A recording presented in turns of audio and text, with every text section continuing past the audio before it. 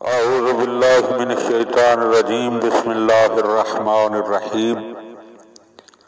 مولا کائنات حضرت امیر المومنین علی ابن ابی طالب علیہ الصلاۃ والسلام کے مجموعہ کلام نہج البلاغہ کے تیسرے باب کا 474 نمبر فرمان۔ وقال علیہ السلام، آپ علیہ السلام نے ارشاد فرمایا، بل مجاہد الشہید فی سبیل اللہ وَأَعْظَمَ أَجْرًا مِّمَّنْ قَدَرَ فَأَفَّى۔ وہ مجاہد جو خدا کی راہ میں شہید ہو اس شخص سے زیادہ اجر کا مستحق نہیں ہے جو قدرت و اختیار رکھتے ہوئے پاک دامن رہے۔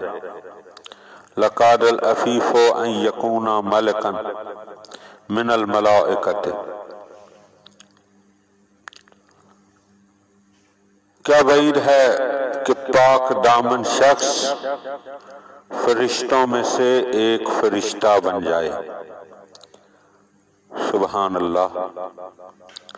یعنی قدرت و اختیار ہونے کے باوجود اگر کوئی مرد مومن، کوئی جوان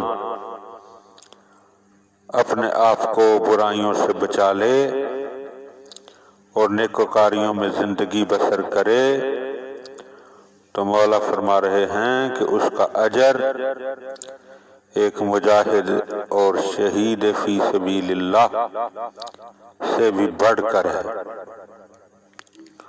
اور صرف ایک مجاہد اور شہید فی سبیل اللہ نہیں، مولا فرماتے ہیں کہ ممکن ہے کہ وہ پاک دامن شخص فرشتوں میں سے ایک فرشتہ بن جائے۔ اس کا مطلب ہے کہ پاک دامنی انسان کو کے درجات میں بلندیاں عطا کر دیتی ہے۔ اللہم صلی علی محمد و آل